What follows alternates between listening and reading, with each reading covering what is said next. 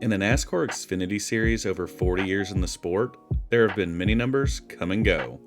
On any given weekend, you will see 38 unique numbers on the track, and each of those numbers has a story to tell. Hi, I'm your host Matt, and this is NASCAR Number History, presented by Dogleg Media. In this series, we look to tell the stories of each of those numbers. Who first ran the number, who first won with the number, the driver who visited victory lane the most, and every other driver to grab a trophy in the number. We also mention suggestions provided by you, the viewer. This is Xfinity Series Number History, and today we look at numbers 45 through 49. If you missed the previous 44 numbers, the Xfinity Series Number History playlist will be linked below. Be sure to check it out after this one. But with that intro out of the way, let's dive into some more Xfinity Series Number History. We start this installment out with the 45.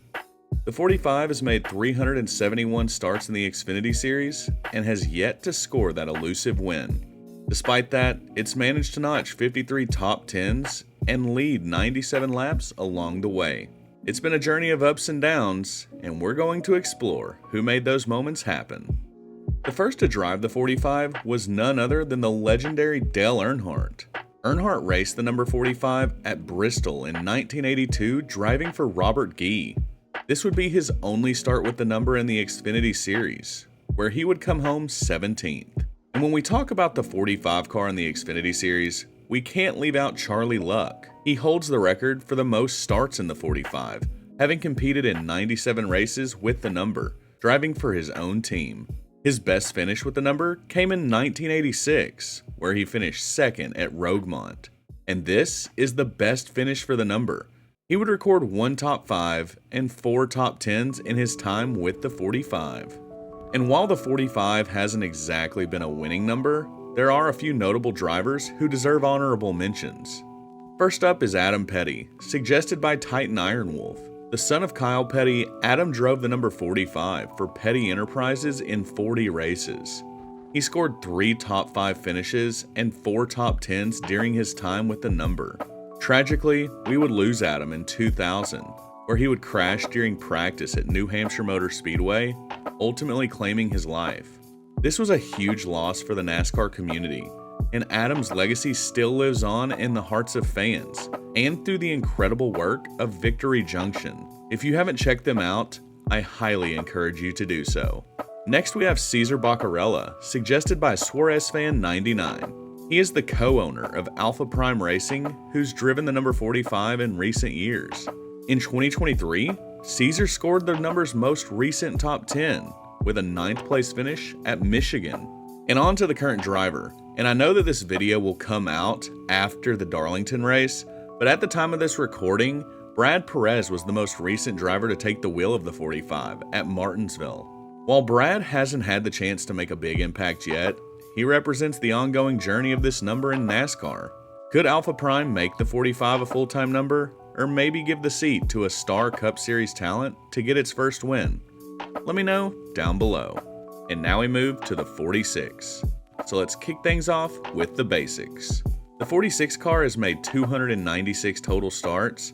However, despite all those starts, it's still not seen victory lane. It's notched 34 top 10 finishes, and it's led 105 laps along the way. Let's take a deeper dive at the drivers who notched this number's biggest moments. The driver to first take the 46 to the track would be Slick Johnson, who took it to Charlotte in 1983. He started 19th in that race, but he finished 28th after only completing 101 laps of a total 200. It wasn't the best debut, but it did mark the beginning of this number's journey in the Xfinity Series. And also, he's got a pretty funny name, Slick Johnson. How about that? Now, if we're talking about longevity, Ashton Lewis stands out as the driver with the most starts in the 46. From 2000 to 2004, Ashton raced the 46 car 145 times. He also holds the record for the best finish in the number, finishing runner-up twice. The first was at Richmond on May 3rd of 2002, and the second was in November of 2004 at Darlington. These were both hard-fought performances, but unfortunately he couldn't find that one extra position to make this number a winner. And instead of honorable mentions for this one, I wanted to highlight a pretty insane fun fact that shouldn't be ignored. While many have piloted the number, a few drivers have had absolutely horrendous luck with this one. Chase Miller would make 47 starts with the number, and he recorded 47 DNFs. Matt DiBenedetto made 15 starts with it, and he DNF'd 15 times. And then there's JJ Yaley. Surely he didn't DNF in all 10 of his starts. Oh wait, yes he did. And then finally there's Ryan Ellis, and he made 7 starts, and I'll just go ahead and let you guys guess how many DNFs he had. How in the world do 4 drivers DNF in all of their races with the number? That is absolutely insane. This one definitely has some bad vibes surrounding it. And on to the last driver to race the 46, and that would be Quinn Houff, who took the wheel at Kansas in 2017. He would also attempt to make the race at Homestead to end the season, but he would fail to qualify for the race. Despite the long history of the number, Quinn's time in the 46 marked the end of an era, as the car hasn't been seen since. Will anyone bring this one back? Does anybody want to? I certainly would stay away from it with the recent negative energy. Sorry, 46 fans. And now we move to the 47. And hey, we have a winner. This will be a nice change of pace, so let's get into it. The 47 has 626 total starts, and it's visited victory lane 6 times. 4 different drivers have taken the checkered flag with the number, giving it a .01 win percentage. And now let's take a look at the journey of this number, starting with the first to drive it. The first driver to take the 47 to the track was Randy Tissett, who made his debut on March 13, 1982 at Bristol Motor Speedway. He would finish 19th in this race, driving for Tillett Enterprises. He would make 5 total starts with the number, recording 2 DNFs. And now let's move on to the number's very first win. And that honor belongs to Ron Bouchard, who scored the first win for the 47 car in 1984, driving for Doobie Racing. 200 for NASCAR late model sportsman drivers. Out of turn number 2 and down the backstretch, they continue to run in the same order. If a move is going to be made, it's going to have to be done soon. Bodine decides that he might go outside, but can't see any racetrack. Cannot make the pass. Here they come in turns 3 and 4. Jeff Bodine cannot find an opportunity. He's blocked by Ron Bouchard off of turn number 4. Here they come, and it's going to be Ron Bouchard winning as Jeff Bodine dug to the inside at the start-finish line and wound up just about the length of the car behind Ron Bouchard and Bobby Allison, who I think got off the accelerator coming off of the 4th turn, realizing that he couldn't pass both cars. He took the checkered flag in both races at Darlington that year, cementing his place in history as the first to win with the number. He would only make 14 starts with it, but his 2 wins with it are good enough to be tied for the most wins with the 47. The other driver with 2 wins in the number is the man from down under, Marcos Ambrose. He would score back-to-back Watkins Glen wins in 2009 and 2010 with JTG Doherty Racing, making only 4 starts in the number. He would come oh so close to winning a 3rd race for the number at Montreal in 2009, but he came up just short, finishing 2nd. Ambrose's win at Watkins Glen in 2010 is also the last time the number has visited victory lane, so it's been a while since this one last tasted that victory lane champagne. Bouchard and Ambrose weren't the only 2 drivers to find victory lane with the number. Andy Santeri would win in 1999 at Pikes Peak, driving for Innovative Motorsports. He would make 36 total starts with the number, recording the lone win, 2 top 5s, and 3 top 10s. The other driver to take the 47 to victory lane would be Jeff Fuller, who would win at Bristol in 1996, driving for ST Motorsports. Fuller would make 64 total starts, recording the 1 win, 3 top 5s, and 12 top 10s. And now we head to honorable mentions. And I want to start with a personal honorable mention for this one. A good friend of mine, Dawson Cram, would attempt 2 starts in the Mike Harmon Racing 47 in 2022. Hang on. Sorry, I'm gonna interrupt Matt for a second. Hi, this is Jay, the guy editing the video. I just want to ask, what is Pooh Squad? Dawson, you got some explaining to do. Anyway. While he would DNQ at Bristol and Martinsville, it's cool to see a self-made driver like Dawson getting reps at one of the highest levels of American motorsports. Thanks for sharing this photo of your 47 ride, Dawson. I really appreciate it. Keep rocking. Another honorable mention is another friend of mine, Kyle Weatherman. Kyle would make 51 starts in the number, driving for Mike Harmon from 2020 to 2021. He is also the most recent driver to record a top 10 with the number, finishing 8th at Kentucky in 2020. That's a great drive, Kyle. Keep it up. And then the last to drive the 47 in the Xfinity Series was the Harmonator himself, Mike Harmon, at Talladega in 2022. He would finish a disappointing 34th in that one, and this would be his last race in the Xfinity Series. And on to the 48, and we get another winner. Will the video end on 3 straight winning numbers? We'll see, but for now, let's get to this one. The 48 has seen the track 467 times and counting, and it's seen victory lane 4 total times.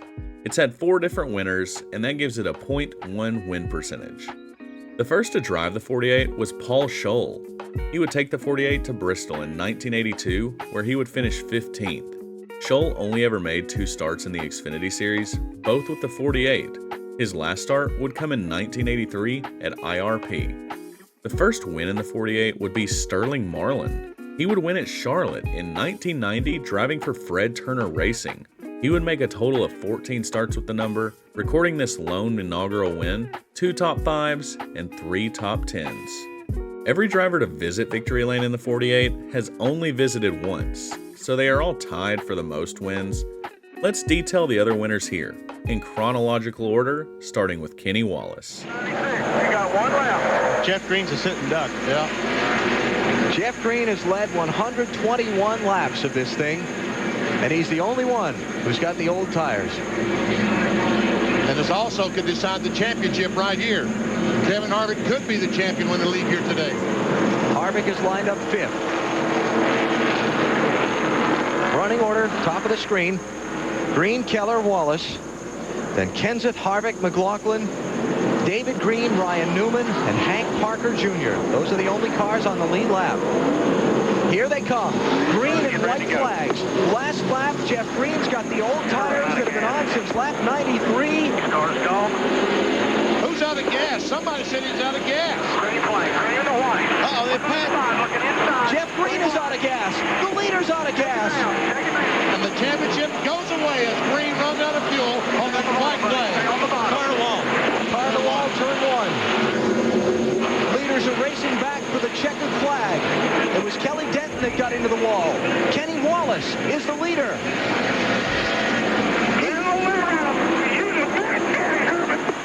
First win for Kenny Wallace since 1996 in the NASCAR Busch Series. What a finish. Just like that. I mean, can you believe that? Wallace would win in 2001 at Rockingham, driving for Innovative Motorsports. He would make 67 total starts in the number, tying him for the most starts all time, with Parker Kligerman. More on Parker here in just a little bit. Wallace would record the 1 win, 9 top 5s, and 26 top 10s. The next winner would come 12 years later, with Brad Keselowski winning at Homestead. A fun fact about this win, it was Brad's only start with the 48 car, and it was the only win the Penske 48 would ever have. Brad is a perfect 1-for-1 in the 48, which is pretty cool in my opinion. And finally, the last to officially win in the 48 would be Tyler Reddick. He would win at Texas in 2022 for Big Machine Racing, the team's first and only win to date. Reddick would make 5 starts with the number, adding 2 top 5s and 2 top 10s to his resume with it. And while we're here, let's talk about the true last winner in the 48. It's one of the biggest robberies since the 2008 Amp Energy 500. NASCAR absolutely stole this win away from Parker Kligerman at the Roval in 2024. Someone at NASCAR got the typical itchy finger and pushed the caution button, with Kligerman literally feet from the line, erasing a dominant performance because of wonky NASCAR overtime restarts. It's alright, Parker. We all know you won this race. I'm just sorry that it's not official. And on to honorable mentions, and Hendrick from the Discord server suggested this absolute beauty of a paint scheme ran by Jimmy Johnson in 2004. This was ran at Charlotte Motor Speedway to promote the SpongeBob movie, and the race was appropriately named the SpongeBob SquarePants Movie 300. Mike Bliss would ultimately win the race, but Jimmy would lead 30 laps and finish 3rd in this incredible car. Great mention, Hendrick. And that takes us to the current driver of the 48, the first number in this one with a current full-time driver. Nick Sanchez is piloting the Big Machine 48 after moving up from a successful season in the Truck Series. At the time of me writing this script, Sanchez has made 7 starts in the 48, with 1 top 5, 3 top 10s, but he has yet to lead a lap. Can the 2022 ARCA champion and 2-time truck winner get the 48 back to victory lane? Let me know down below. And we finish this one off with the 49. And man, this one is rough. No 3-winner streak to end this one. Let's wrap it up with the 49. The 49's made 346 total starts, and like I just said, it's never been to victory lane. It has 10 top 10s, and it's led a whopping 74 laps in its time. The first to drive the 49 would be Wayne Patterson. He would take the 49 to Richmond in 1983. He would make 6 starts with the 49 and is actually tied for the best finish in the number, with a 4th place finish at Richmond in 1984. The other driver to score a 4th place finish would be a famous name, Kyle Petty. He would finish 4th at Talladega in 1997 driving for Shaver Motorsports. Petty would make 7 starts with the number between 1996 and 1997. The guy who made the most starts with the number is also the driver to last pilot the 49, and it was the biggest honorable mention that I got, so we're just going to end it off with this one, and that guy is Mark Green. Mark is the brother of champions Jeff and David Green, but Mark wouldn't have quite the same amount of success as his siblings. Green made the most starts with the number, appropriately starting 49 races in the number 49. During that time, he failed to post a single top 10, failed to lead a single lap, and to make matters worse, he would DNF in 42 of his 49 total starts. The last start for the number would come way back in 2011 at Phoenix. I was still in high school at that time. Man, this one definitely has to be cursed. It hasn't seen the track in over 14 years. Will it ever come back? Let me know down below. And that'll do it for numbers 45 through 49. We finished up the 40s. And yeah, there were some cool mentions in here, but there were also a lot of winless numbers. As always, I'm prone to forgetting drivers. Let me know which drivers of any of these numbers I may have missed down below. We will be back next time to go over the 50s in the NASCAR Xfinity series. This will be a 10-number video, and there are some fan favorite numbers among them. This one should be good. If you liked the video, consider giving it a thumbs up and subscribing. It helps a ton, and I definitely appreciate it. And did you know that 71% of my viewers aren't subscribed, but they are returning viewers? If you haven't hit that subscribe button yet, what are you waiting for? Be sure to check out the community tab of the channel as well. We do cool little giveaways like autographed merchandise and diecasts, as well as updates and polls for the channel. You definitely don't want to miss it. And as always, you know that we have a Discord server. Find the invite in the About section of the channel and come join us over there for even more fun. And you've probably noticed by now, we have the credits rolling for the first time ever. There are some incredible people in this community who make this video and this channel possible. You will see all of their names and their socials linked below as well as on the credits. Be sure to give them a follow. But that'll do it for us here at Dogleg Media. I'm Matt, your host, and you've been watching NASCAR Number History. I'll see you next time.